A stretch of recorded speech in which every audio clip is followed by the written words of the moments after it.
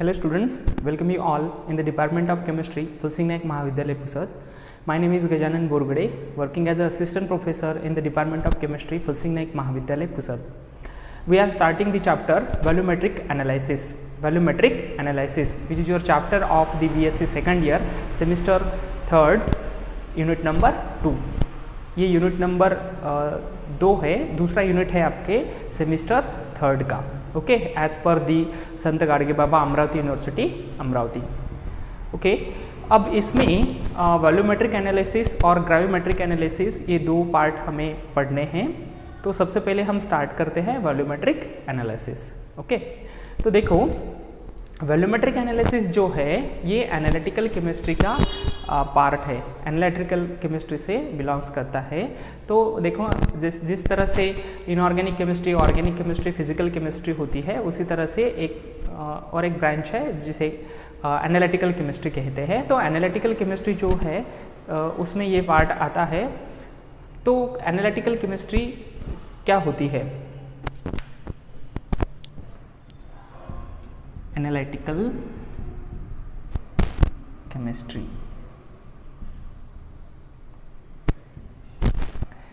It is the branch of chemistry which deals with the analysis of substance. Which deals with the analysis of substance. The branch of chemistry. The branch of chemistry which deals with the analysis of substances. Analysis of substance. देखो थोड़ा practical base जो chemistry होती है, जो practical base chemistry होती है वही होती है एनालिटिकल केमिस्ट्री. ओके, तो चलिए हम स्टार्ट करते हैं वॉल्यूमेट्रिक एनालिसिस. अब देखो ये एनालिसिस क्या होता है. That means we have to analyze something. हमें किसी को एनालाइज करना है. We have to analyze something. Okay. So ये एनालिसिस भी दो टाइप का होता है. एनालिसिस भी दो टाइप का होता है. एक होता है क्वांटिटेटिव एनालिसिस, दूसरा होता है qualitative analysis. Quantitative analysis and qualitative analysis.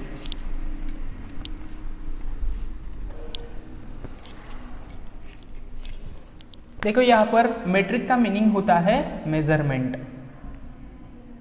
Metric का मीनिंग क्या होता है? मेजरमेंट होता है. और यहाँ पे हमें वॉल्यूम मेजर करना होता है वॉल्यूमेट्रिक एनालिसिस में.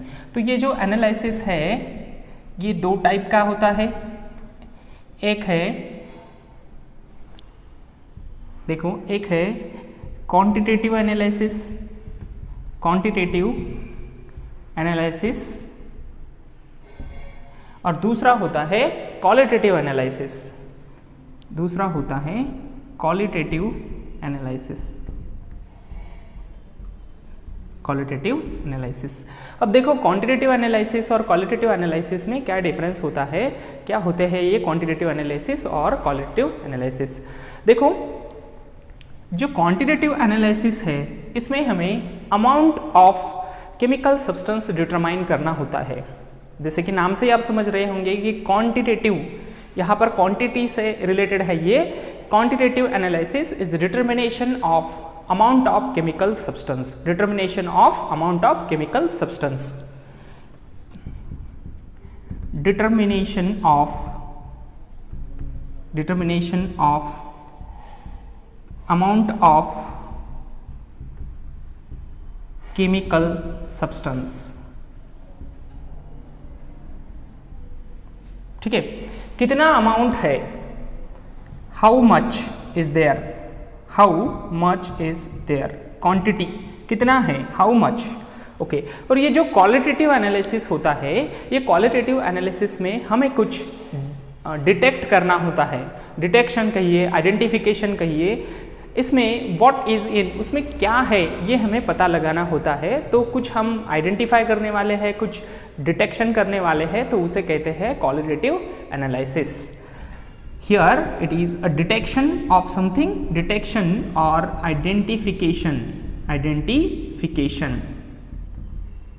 आसान लैंग्वेज में क्या है इसमें, व्हाट इज इन, इसमें क्या है ये हमें पता करना होता है कि गिवन जो भी केमिकल सब्सटेंस हमें दिया है उसमें है क्या, जो क्या है जिसे हम पता लगा देते हैं, जिसे हम डिटेक्ट करते हैं, आइडेंटिफाई करते हैं, उसे कहते हैं क्वालिटेटिव एनालिसिस। आपने एक बार पता लगा लिया कि उसमें क्या है तो वो कितना है, how much, determination of amount of chemical substance, उसे कहते हैं क्वांटिटेटिव एनालिसिस। अभी आप समझ गए होंगे कि एनालिसिस दो टाइप का होता है, क्वांटिटेटिव और क्वालिटेटिव, और इनमें क्या डिफरेंस है। इसमें हम क्वांटिटी को मेजर करेंगे, हाउ मच कितना है, और इसमें व्हाट इज इन, उसमें क्या है वो, ठीक है।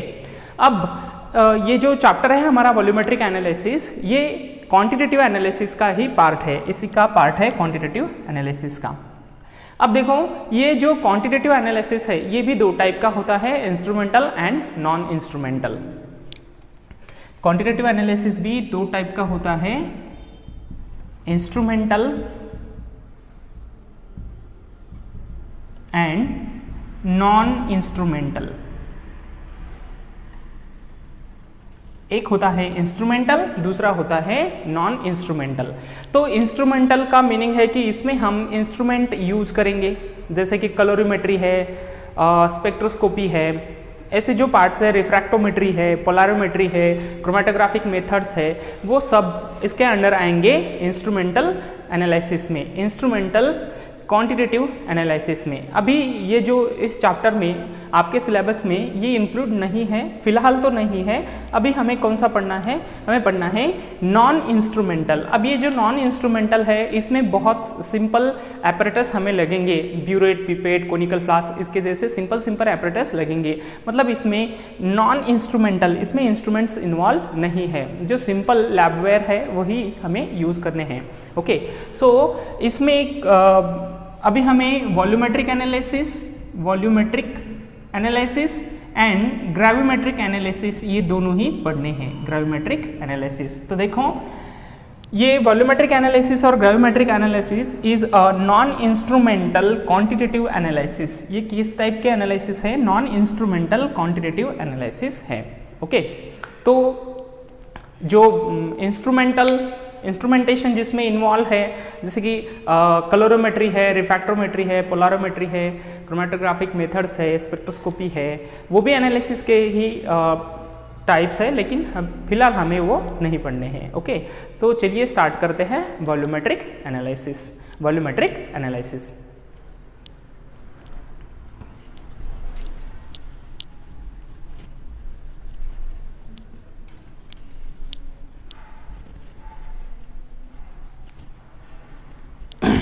देखो वॉल्यूमेट्रिक एनालिसिस में जैसे कि अभी बताया ये क्वांटिटेटिव एनालिसिस है, जिसमें कि volume of the standard solution is determined, volume of standard solution is determined which is required to react with solution of unknown concentration. Okay, देखो फिर से रिवाइज करता हूं, the volume of standard solution is determined which is required to react with the solution of unknown concentration. Unknown concentration के जो solution है उसके साथ रिएक्ट करने के लिए, कंप्लीटली रिएक्ट करने के लिए हमें कितने वॉल्यूम में स्टैंडर्ड सॉल्यूशन लगेगा, उसका वॉल्यूम हमें इसमें पता करना होता है। देखो प्रैक्टिकल जो टाइट्रेशन है आपने परफॉर्म किया होगा 11th स्टैंडर्ड में, 12th स्टैंडर्ड में या फिर फर्स्ट ईयर में, आपको पता ही होगा। देखो टाइट्रेशन में हम क्या करते हैं, टाइट्रेशन में हम ब्यूरेट लेते हैं,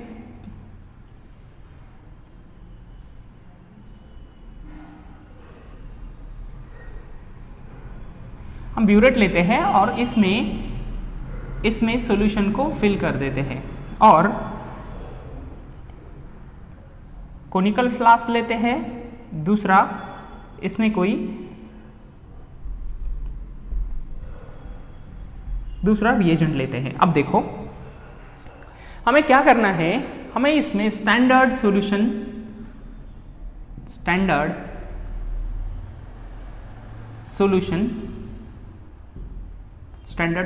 फिल करना होता है। अब आप कहेंगे कि what is standard solution. Solution of known concentration, solution of known concentration, जिसका कॉन्सेंट्रेशन हमें पता होता है। हम कहते हैं ना 1 नॉर्मल है, 2 नॉर्मल है, 0.1 नॉर्मल है, 0.01 नॉर्मल है। जनरली जो कॉन्सेंट्रेशन टर्म्स होती है ये मोलरिटी में या फिर नॉर्मलिटी में एक्सप्रेस करते हैं। तो जो हम कहते हैं कि कुछ 0.1 नॉर्मल है, 1 नॉर्मल है, इसका मतलब है कि उसका कॉन्सेंट्रेशन हमें पता है। तो जो नॉन कॉन्सेंट्रेशन का सॉल्यूशन होता है उसे कहते हैं standard solution, solution of non concentration. Standard solution क्या है? सॉल्यूशन ऑफ नॉन कॉन्सेंट्रेशन, इसका कॉन्सेंट्रेशन हमें पता है, ठीक है। तो ये हम ब्यूरेट में भरेंगे, ओके। अब कोनिकल फ्लास्क जो है इसमें हम एक ऐसा केमिकल सब्सटेंस लेते हैं, एक ऐसा सॉल्यूशंस लेते हैं जिसका वॉल्यूम हमें पता होता है लेकिन जिसका कॉन्सेंट्रेशन हमें पता नहीं होता है। इसमें लेते हैं solution of unknown, solution of unknown concentration, solution of unknown concentration, जिस ऐसा सॉल्यूशन जिसका कॉन्सेंट्रेशन हमें पता नहीं है, उसी का कॉन्सेंट्रेशन ही हमें फाइंड आउट करना होता है। देखो अब इसमें क्या होगा, इसका जो सॉल्यूशन है इसका कॉन्सेंट्रेशन हमें पता नहीं है, से इसका वॉल्यूम हमें पता होता है, इसमें हमने कितना वॉल्यूम लिया है वो हमें पता होता है, से 10 ml 20 ml जितना भी हम लेते हैं वो हमें पता होता है। तो इसका हमें वॉल्यूम पता है, इसका वॉल्यूम हमें पता है, इसका कॉन्सेंट्रेशन हमें पता नहीं है, से नॉर्मेलिटी इसकी पता नहीं है। मैं इसे V1 कहता हूँ, इसे N1 कहता हूँ, ठीक है। अब देखो इस केस में हमें इसका कॉन्सेंट्रेशन पता है, से इसकी नॉर्मेलिटी हमें पता है, N2 पता है हमें, लेकिन इसका वॉल्यूम हमें अब पता नहीं है, इसका वॉल्यूम हमें पता नहीं है। देखो एक का हमें कॉन्सेंट्रेशन पता होता है, वॉल्यूम पता नहीं होता, इसका हमें वॉल्यूम पता है, इसका कॉन्सेंट्रेशन नहीं पता। तो अब क्या करेंगे हम, ये जो स्टैंडर्ड सॉल्यूशन है ये इसमें ऐड करते जाएंगे, इसमें ऐड करते जाएंगे और इसी का वॉल्यूम हम पता करेंगे, इसी का वॉल्यूम हम पता करेंगे। से अब यहाँ तक फिलअप है और जैसे जैसे हम ऐड होते जाएंगे इसमें हम इंडिकेटर भी मिलाते हैं जो कि हमें बताता है कि रिएक्शन कंप्लीट हो चुके हैं, रिएक्शंस का इस टाइट्रेशन का एंड पॉइंट ही हमें बता देगा।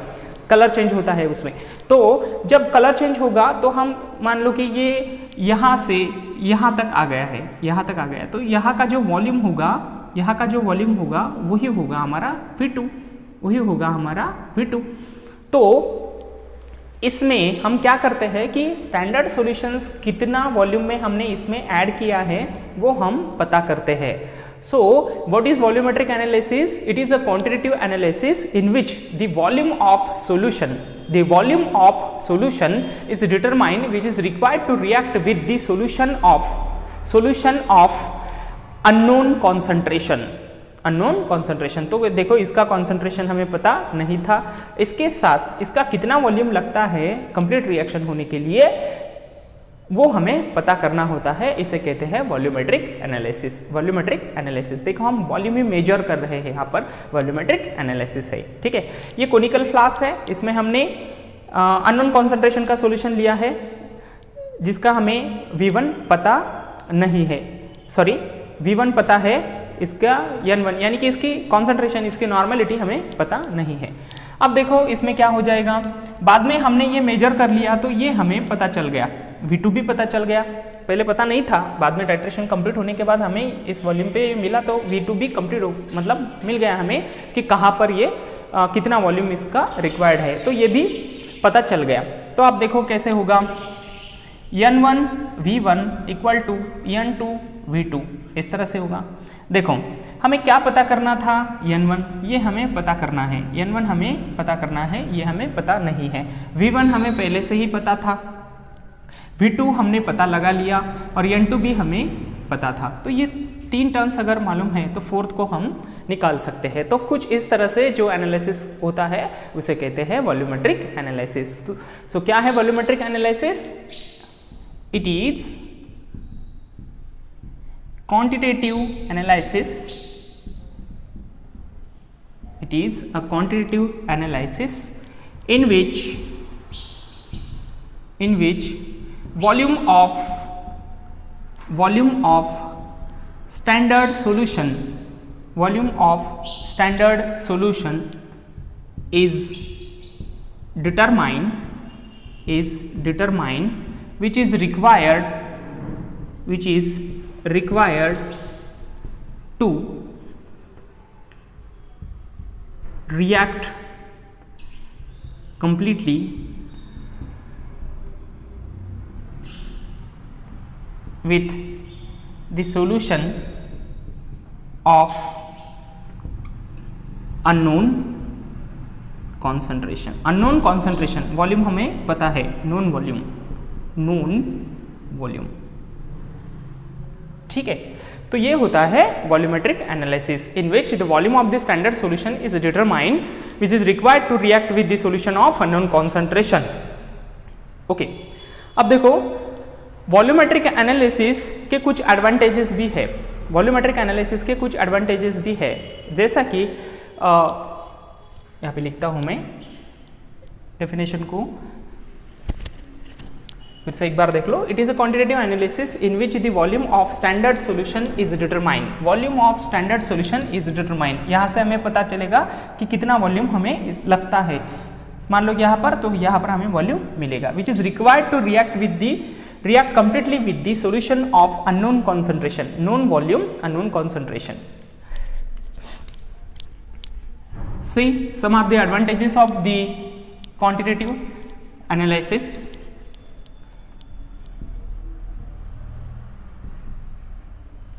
Advantages of quantitative analysis. सबसे पहले इसमें लेबर कम लगते हैं, मतलब इसमें ज़्यादा मेहनत नहीं लगती है।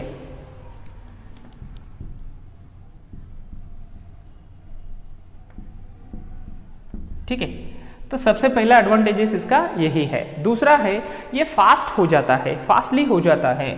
So number 2, it is a faster हो जाता है, ज़्यादा वक्त नहीं लगता, क्योंकि इसमें जो रिएक्शंस इन्वॉल्व होती है वो फास्ट हो जाती है, तो हमें ज़्यादा वेट नहीं करना पड़ता। जैसे हम परफॉर्म कर रहे हैं, जल्दी जल्दी हमें रिजल्ट मिलने लगते हैं, फास्टर है। इसकी एक्यूरेसी भी अच्छी होती है, मोर एक्यूरेट, एक्यूरेसी भी अच्छी होती है। ओके, जो रिजल्ट मिलेंगे वो हमें अच्छी एक्यूरेसी में मिलेंगे। और जो लास्ट पॉइंट है वो है it required a simple apparatus. इसके एपैरेटस भी जैसे कि नॉन इंस्ट्रूमेंटल है, तो सिंपल एपैरेटस ही इसमें यूज होते हैं। रिक्वायर्ड सिंपल एपैरेटस, इसको सिंपल एपैरेटस लगेंगे। तो ये है कुछ वॉल्यूमेट्रिक एनालिसिस के एडवांटेजेस। नंबर 1, इसमें लेबर कम लगते हैं, ये फास्ट हो जाता है, एक्यूरेसी भी अच्छी है, और इसमें सिंपल एपैरेटस लगते हैं। ठीक है, ओके, चलिए चलते हैं। अब देखो, जो ये वॉल्यूमेट्रिक एनालिसिस है, इससे रिलेटेड कुछ इंपॉर्टेंट टर्म्स है, जैसे कि टाइट्रेशन है, टाइट्रेंट है, टाइट्रेट है, और इंडिकेटर है, एंड पॉइंट है, थ्योरेटिकल एंड पॉइंट है। तो ये क्या होते हैं, इसको हम थोड़ा समझते हैं।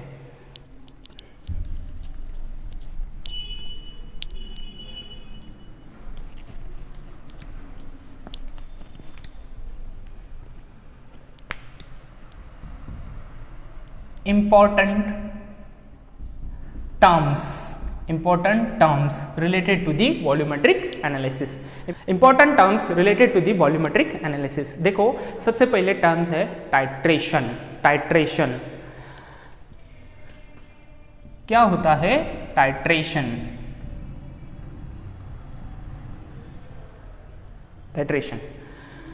देखो, अभी हम क्या कर रहे थे कि इसमें से सब्सटेंस, इसमें से जो सॉल्यूशन भरा हुआ है, इसमें ऐड कर रहे थे। तो ये जो प्रोसेस होती है, the process of addition of standard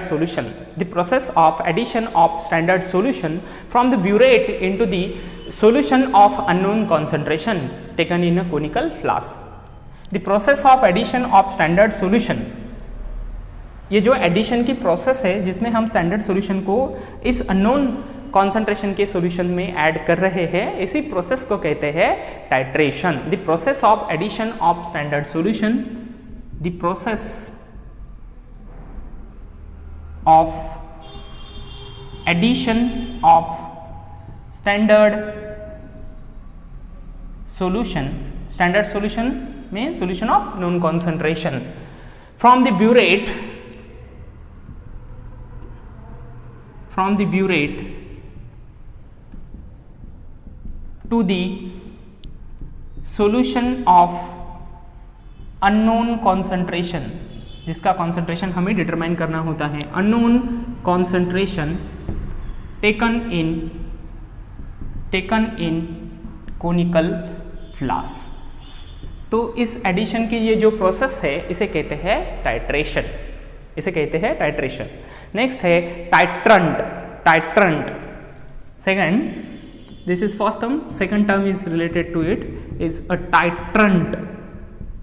टाइट्रंट देखो, ये जो स्टैंडर्ड सॉल्यूशन अभी हमने इस ब्यूरेट में भरा हुआ है, ये जो स्टैंडर्ड सॉल्यूशन है, इस सॉल्यूशन को, जो solution taken in burette, generally ये स्टैंडर्ड सॉल्यूशन ही होता है, तो solution taken in burette is called as titrant. Solution taken in burette, solution taken in burette. तो ये देखो, इस केस में ये है, ये जो स्टैंडर्ड सॉल्यूशन हमने इसमें लिया है ना, स्टैंडर्ड सॉल्यूशन इसमें लिया है ना, स्टैंडर्ड सॉल्यूशन यही है इसका टाइट्रंट, टाइट्रंट। ठीक है। सेकंड, नेक्स्ट टर्म है टाइट्रेट, टाइट्रेट और ट्राइट्रंट, ट्राइट्रंट। देखो यहां पर टी है, यहां पर डी है, या फिर इसे टाइट्रेट भी कहते हैं, टाइट्रेट। थोड़ा सा डिफरेंस है, टाइट्रंट, ट्राइट्रंट, टाइट्रेट भी बोलते हैं इसको। ये है solution taken in a conical flask, जो सॉल्यूशन हमने कोनिकल फ्लास्क में लिया हुआ है वो। The substance being titrated, substance being titrated, substance being titrated, जो सब्सटेंस हमने टाइट्रेट करना है वो टाइट्रंट। ये है जो कि सॉल्यूशन ऑफ अननोन कॉन्सेंट्रेशन है, जो हमने इस कोनिकल फ्लास्क में लिया है, इसे कहते हैं टाइट्रंट या फिर और टाइट्रेट, टाइट्रेट।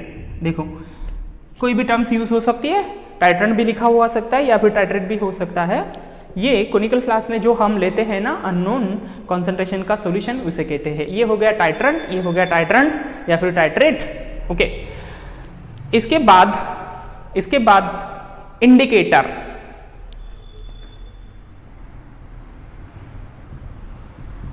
इसके बाद देखो इंडिकेटर। देखो जैसे कि नाम से ही बता रहा है, ये कुछ इंडिकेट करने वाला है, इंडिकेटर। तो ये हमें रिएक्शन कंप्लीट हो चुकी है, ये इंडिकेट करता है, ये इंडिकेट करता है। जैसा कि अगर मान लो कि एसिड बेस टाइट्रेशन है, तो एसिड बेस टाइट्रेशन में हम इसमें एसिड लेते हैं, इसमें बेस लेते हैं, और हम एडिशन कर रहे हैं, तो जो न्यूट्रलाइजेशन होगा तो रिएक्शन कंप्लीट हो गई है।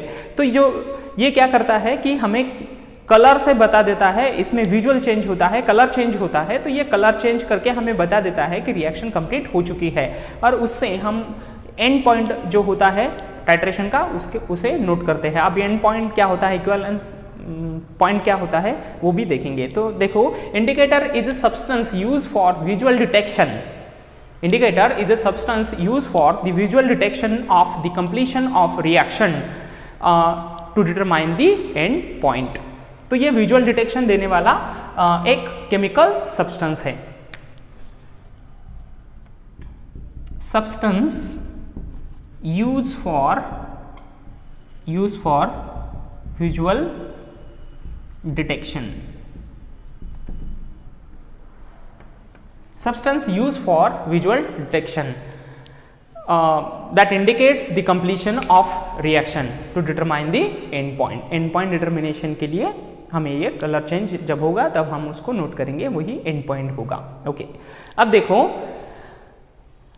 एंड पॉइंट और इक्विवेलेंस पॉइंट, ऐसे दो टर्म्स और है, इक्विवेलेंस पॉइंट और एंड पॉइंट। अब इनको आपको थोड़ा बराबर से समझना होगा, इनमें थोड़ा सा डिफरेंस होता है। तो सबसे पहले हम देखते हैं इक्विवेलेंस पॉइंट क्या होता है।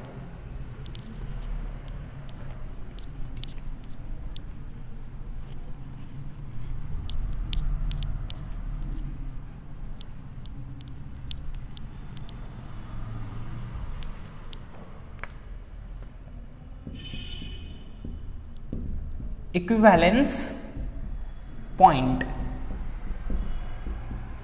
इक्विवेलेंस पॉइंट, और इसे थेरोटिकल एंड पॉइंट भी कहते हैं, theoretical end point.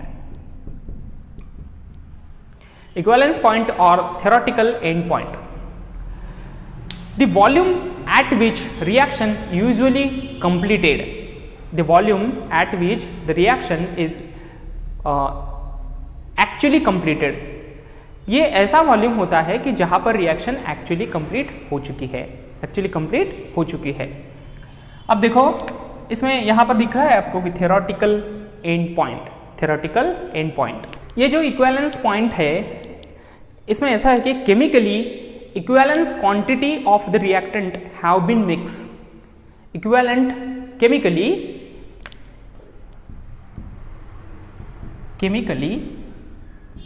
equivalent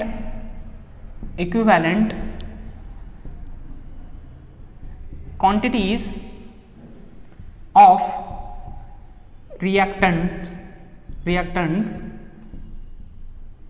have been mixed।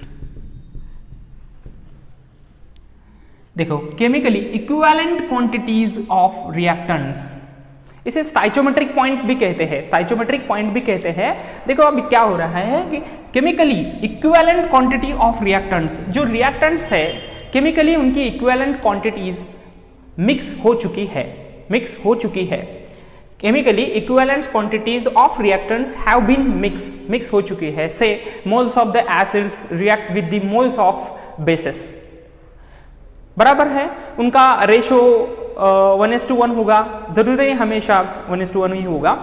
तो इस तरह से मतलब जो क्वांटिटी है इसके लिए इतने मोल के साथ रिएक्ट हो जाएंगे और ये रिएक्शन कंप्लीट हो जाएगी, इतने मोल के साथ रिएक्ट हो जाएंगे और रिएक्शन तब कंप्लीट हो जाएगी। वो जो क्वांटिटी होती है जब मिक्स होती है उस पॉइंट को कहते हैं इक्विवेलेंस पॉइंट और थेरोटिकल एंड पॉइंट। देखो मैं थोड़ा सा और समझाने की कोशिश करता हूं। एक्चुअली जहां पर रिएक्शन कंप्लीट होती है, volume at which the reaction actually completed, reaction actually वहां पर कंप्लीट हो चुकी होती है by the addition of titrant. हमने टाइट्रेशन जब ऐड किया तब एक्चुअली जब रिएक्शन कंप्लीट होती है वो पॉइंट होता है। मैं थोड़ा सा आपको ग्राफ के इससे समझ जाता हूं। देखो कि मान लो कि हम strong acid versus strong base का रिएक्शंस मतलब टाइट्रेशन कर रहे हैं। स्ट्रॉन्ग एसिड हम लेते हैं HCl और स्ट्रॉन्ग बेस लेते हैं NaOH, इसका हम टाइट्रेशन कर रहे हैं। तो इसमें हम इंडिकेटर भी मिला देंगे। इंडिकेटर देखो एसिड हम इसमें लेंगे, HCl इसमें लेंगे और इसमें इंडिकेटर होगा मान लो फिनोप्थैलीन इंडिकेटर है। कौन सा फिनोप्थैलीन इंडिकेटर है? फिनोप्थैलीन इंडिकेटर कलरलेस होता है, एसिड में कलरलेस होता है और बेस में वो पिंक मतलब अल्कलाइन सॉल्यूशन में वो पिंक हो जाता है। तो अभी हमने इसमें ऐड किया हुआ है HCl में ये फिनोप्थैलीन, तो ये कलरलेस होगा। हम क्या करेंगे, यहां पर लेते हैं pH वेरिएशन, यहां पर लेते हैं pH वेरिएशन और यहां पर वॉल्यूम एडेड, बेस का जो वॉल्यूम हम मतलब NaOH हम इसमें NaOH फिलअप करेंगे और इसको इसमें ऐड करते जाएंगे। तो देखो ये जो pH वेरिएशन होता है जब हम टाइट्रेशन परफॉर्म करते हैं तो इससे हमें जो ग्राफ मिलता है जिसे हम टाइट्रेशन कर्व कहते हैं तो वो कुछ इस तरह से आएगा। देखो पहले क्या होता है कि थोड़ा थोड़ा pH हो जाएगा, बाद में सडन इंक्रीज हो जाएगा और फिर से बेंड हो जाएगा। अब देखो क्या होगा, अब मान लो कि यहाँ पर 2, 3, 4, 5 अप टू द 14 pH है। अब मान लो कि देखो यहाँ पर क्या हो रहा है, यहाँ पर क्या हो रहा है कि थोड़ा थोड़ा पहले pH इंक्रीज हो रहा है और समथिंग 3.5 के बाद यहाँ तक ये बिल्कुल वर्टिकल ही बन गया है, ये बिल्कुल वर्टिकल ही बन गया है, मतलब सडन चेंज हो गया है pH में। सपोज यहाँ पर 7 है तो 7 पॉइंट समथिंग होगा, मान लो कि 7.3 है या फिर 7.5 है। तो देखो इस रेंज में देखो सडन चेंज हो चुका है pH में सडन चेंज होगा। अब क्या होगा कि यहाँ तक ये धीरे धीरे इंक्रीज हो रहा था, तो यहाँ पर क्या हो रहा है, इसमें जितने भी H पॉजिटिव आयंस होंगे, क्योंकि ये एसिड है तो इसमें तो H पॉजिटिव आयंस होंगे, तो ये H पॉजिटिव आयंस हम OH निगेटिव आयंस यहाँ से जो OH NaOH डाल रहे हैं, OH निगेटिव आयंस इसमें ऐड कर रहे हैं, तो क्या होगा, ये इसके साथ रिएक्ट होते जाएंगे, यानी कि न्यूट्रलाइजेशन रिएक्शन होगी और ये वाटर बनता जाएगा। मतलब ये OH negative consume the H positive from this, यहाँ से H पॉजिटिव को ये कंज्यूम कर लेगा।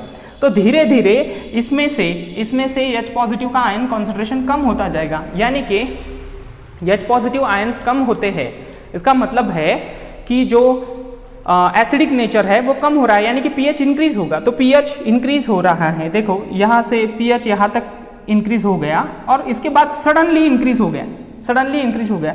तो देखो ये पॉइंट हमें बताता है, मान लो कि ये 3.5 है, ये है न्यूट्रलाइजेशन पॉइंट। यहाँ पर एसिड और बेस न्यूट्रलाइज हो गए हैं, लेकिन इंडिकेटर हमें यहाँ पर इंडिकेशन नहीं देगा, क्योंकि न्यूट्रल यहाँ पर रिएक्शन कंप्लीट हो चुकी है। तो अगर स्ट्रॉन्ग एसिड है और स्ट्रॉन्ग बेस है, उनकी एसिडिटी बेसिसिटी भी सेम है और उनका कंसंट्रेशन भी सेम है, तो इस केसेस में क्या होगा कि यहाँ पर इंडिकेटर न्यूट्रल कंडीशंस बन जाएगी। तो न्यूट्रल कंडीशन में मतलब जहाँ पर रिएक्शंस एक्चुअली कंप्लीट हो चुकी है वहाँ पर हमें इंडिकेशन नहीं मिलेगा, इंडिकेटर का इंडिकेशन नहीं मिलेगा। लेकिन रिएक्शन तो एक्चुअली यहाँ पर कंप्लीट हो चुकी है, तो ये जो वॉल्यूम यहाँ पर जो भी वॉल्यूम होगा वो है थेरोटिकल एंड पॉइंट।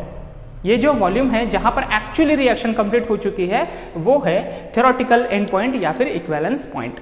अब होता क्या है, आगे थोड़ा सा भी इस पॉइंट के अबव, मतलब यहाँ पर पूरे H पॉजिटिव आयंस कंज्यूम हो चुके हैं, अब थोड़ा सा भी एक्सेस एडिशन अगर होगा OH निगेटिव का, तो वो क्या करेगा, इसका जो pH है वो इंक्रीज हो जाएगा, सडनली इंक्रीज हो जाएगा, क्योंकि OH निगेटिव आयंस का कॉन्सेंट्रेशन बढ़ रहा है। OH निगेटिव आयंस का जैसे ही कॉन्सेंट्रेशन बढ़ेगा तो pH सडनली इंक्रीज हो जाएगा। और ये जो रेंज होती है, ये जो टाइट्रेशन की रेंज है, इस रेंज में अब इसके आगे, जब थोड़ा सा इसके आगे हम जाएंगे, इस रेंज में जाएंगे, तब इंडिकेटर हमें कलर विजुअल चेंज दे देगा और हम इसी वॉल्यूम को फिर नोट करेंगे। जो वॉल्यूम जहां पर हमें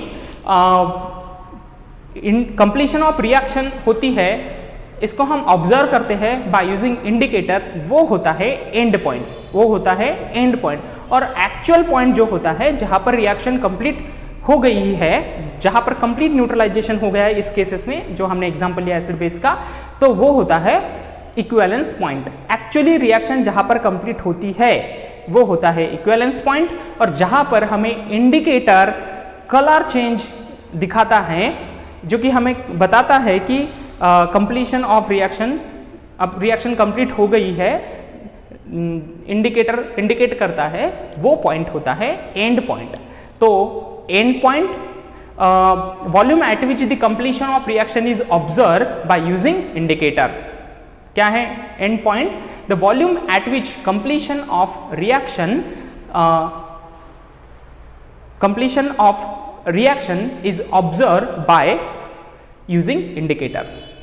जब इंडिकेटर बता देगा वो वॉल्यूम एंड पॉइंट है, और जो एक्चुअली जहां पर रिएक्शन कंप्लीट हो चुकी है वो इक्विवेलेंस पॉइंट है। तो इक्विवेलेंस पॉइंट में और एंड पॉइंट में थोड़ा सा डिफरेंस होता है, जो स्मॉल डिफरेंस होता है इसमें, उस डिफरेंस को ही टाइट्रेशन एरर कहते हैं। तो देखो इक्विवेलेंस पॉइंट एक्चुअली जहां पर जो वॉल्यूम जहां पर एक्चुअली रिएक्शन कंप्लीट हो चुकी है, और एंड पॉइंट वो वॉल्यूम जहां पर हमें इंडिकेटर बताता है कि रिएक्शन कंप्लीट हो चुकी है, और इन दोनों का डिफरेंस होता है टाइट्रेशन एरर।